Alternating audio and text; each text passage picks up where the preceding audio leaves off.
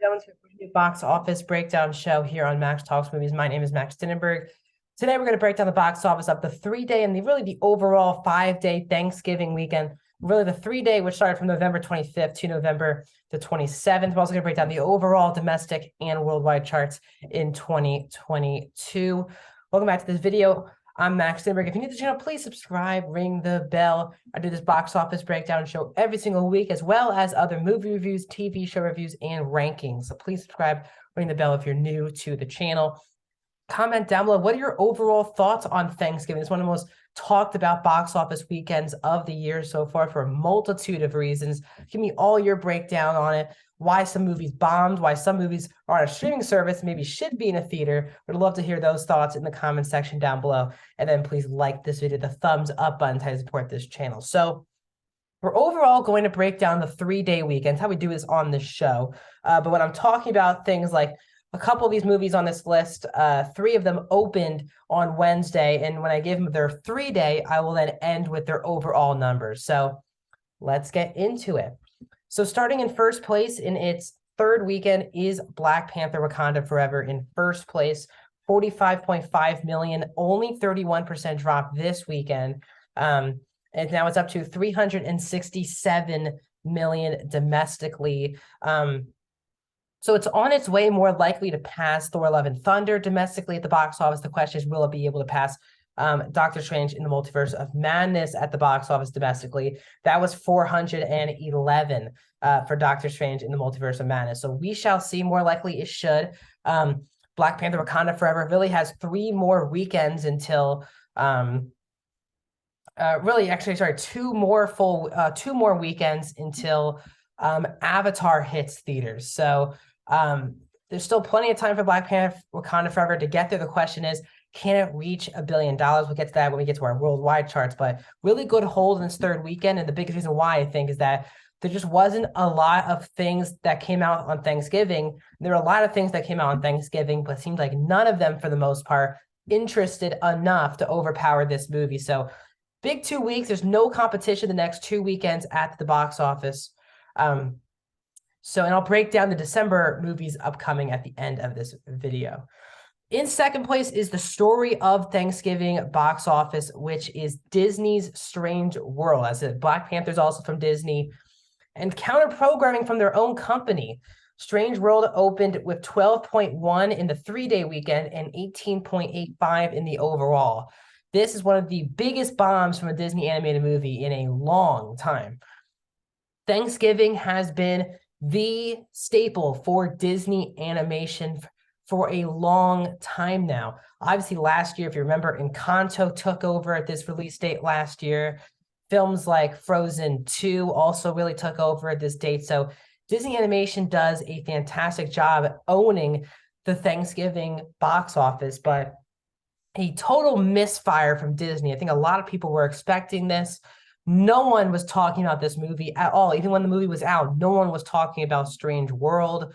It has the worst cinema score for a Disney animated movie, being at a B, which is a really bad cinema score. So not just are people not seeing the movie, but the word of mouth is not very good, which of course is one of the biggest reasons why this movie didn't work. And I think that's becoming the biggest thing in movies these days is word of mouth. I think a lot of people take that for granted that, critics, but it really is word of mouth. If the movie is good, obviously it gives the movie a better chance to make money. If the movie isn't that good, people will wait to watch it on streaming. I think some people think, very similar to Encanto, that this movie will be out on Disney Plus before Thanksgiving. Now they have not announced this. Encanto made some solid money at the box office, but really dominated on Disney Plus. We'll see if Strange World, if they start announcing its release on Disney Plus soon, because a really rough start for Disney. Pixar and Disney Animation have just really struggled under Bob Chapek, who's now no longer running Disney. It's now Bob Iger. And Lightyear was overall a rough year for Disney Animation and Disney Pixar, with both Lightyear and Strange World just underperforming and underwhelming its box office predictions. So that is the winner, though, of the box office weekend was actually Netflix's own Glass Onion: A Knives Out Story. It released 1 week only. As you're listening to this today, it is already out of theaters. it does not. They released the movie in theaters in just under 700 theaters for 1 week only. This is the widest release of a Netflix original of all time, and it did great numbers. In just 696 theaters, Knives Out made $9.2 million in the 3-day weekend, and overall $13.3 million for the 5-day weekend. As you remember, the first Knives Out in 2019 did come out around Thanksgiving time as well. Did very well, good enough that Netflix wanted to buy the whole franchise moving forward. And we've never really seen Netflix movies, even when they get released limitedly, they just don't make that much money at the box office. And this could be a huge positive for movie theaters moving forward. If these Netflix movies, if this tells Netflix that these people do still want to see some of these movies in theaters. I saw the movie in theaters on Wednesday. My theater was mostly packed to see this film. I know this film wasn't a wide release. It's still just under 700 theaters, but it made a lot of money in those theaters. And for it to only be in under 700 theaters and to big around 15 million for the 5-day weekend, that's really big numbers for Knives Out, too, for Rian Johnson. A huge win for them, but also a big win for Netflix. And maybe we'll see in the future for certain Netflix films that they do similar releases for their bigger Netflix original films. The other film that made in the top 5 that is new this week is from Sony, and that is Devotion, starring Jonathan Majors. It makes a $5.9 million and a $9 million overall 5-day. Again, another film that just no one was talking about. I haven't heard anything special really about this film based on word of mouth. And again, a lot of these movies that came out this weekend, and we'll get to it in a second, just weren't interesting for the marketplace this upcoming weekend. And then wrapping up in 5th place in its second weekend is The Menu from Fox Searchlight, which is kind of Disney as well. So Disney's got 3 of their movies here in the top 5. 5.4 million. It's a 39% drop for the second weekend. So 18.9 for The Menu. Still not great numbers, but I think a better drop than I would think. It did not open huge and it didn't drop off huge, which is like, I think, a good thing moving forward for The Menu. But there were a lot of things this weekend that missed the top 5 that I want to talk about overall. That is the fact that for the first time it took 6 weekends, but Black Adam is no longer in the top 5. It's at number 6. The Fabelmans opened into more theaters. It opened actually in slightly less theaters than Knives Out, and it only made 2.6 million.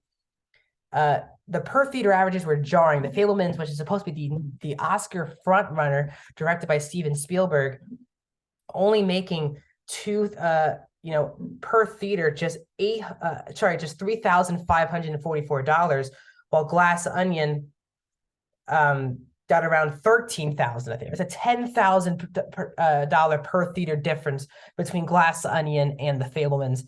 Huge thing as more Oscar contenders bomb at the box office. As well, the other new releases that came out this weekend was Bones and All from Timothée Chalamet and Luca Guadagnino. That film made just around $2 million. So a lot of these new releases that had just bombing at the box office this past weekend. We look at the overall domestic charts. Some of it has changed. Top Gun Maverick at number 1. Doctor Strange in Multiverse of Madness number 2 at 411 million.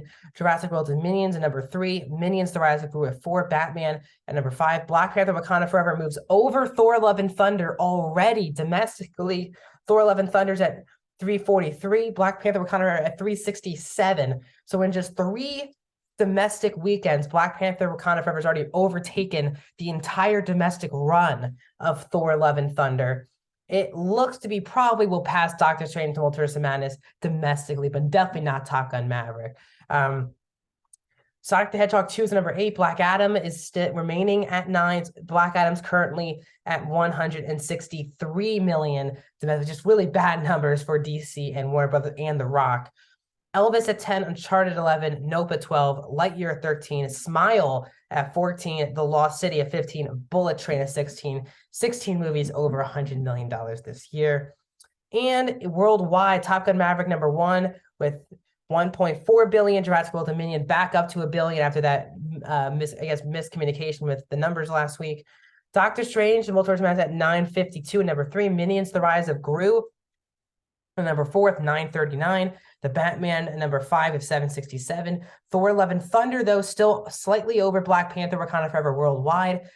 Thor is at 745, while Black Panther: Wakanda Forever is at 675.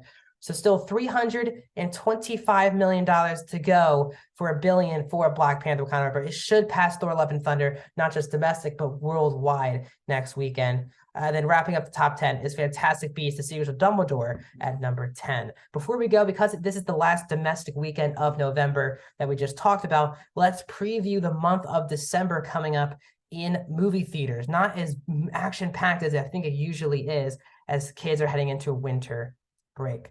The big movie coming out this weekend is Violent Night. That's the David Harbour Santa Claus movie. That comes out this upcoming week. Then you have some Oscar movies coming out on December 9th in limited release with The Whale and Empire of Light. That then leads to all the way to December 16th, where we have Avatar: The Way of Water hitting theaters, which, again, the first film is the highest grossing movie of all time. And the question is, can James Cameron replicate that with his sequel? Disney is certainly hopes so, as they've already greenlit 2, 3, and 4 for Avatar every other year for the next 6 years. So this is going to be a really fascinating month if Avatar: The Way of Water could be the third billion-dollar movie of the year. Then near Christmas time on December 21st is the next Puss in Boots film, Puss in Boots: The Last Wish. And then December 23rd, 3 films coming out the 2 days before Christmas with Babylon, Damien Chazelle's movie, I Want to Dance with Somebody, the true story about Whitney Houston, and Women Talking, a big Oscar movie that is being talked about. That also comes out December the 23rd. And that is the month of December. So a lot of Oscar films, but Avatar, people are saying, was it the biggest movie of the year? Could it overtake Top Gun: Maverick? But next week, just Violent Night hitting theaters. We'll break down how does Black Panther hold up? Does Strange World even drop off worse? We'll talk to you guys next week. More reviews and rankings coming out really, really soon on the channel. Every day I'll have videos drop this week. So thank you guys so much. I'll see you guys soon.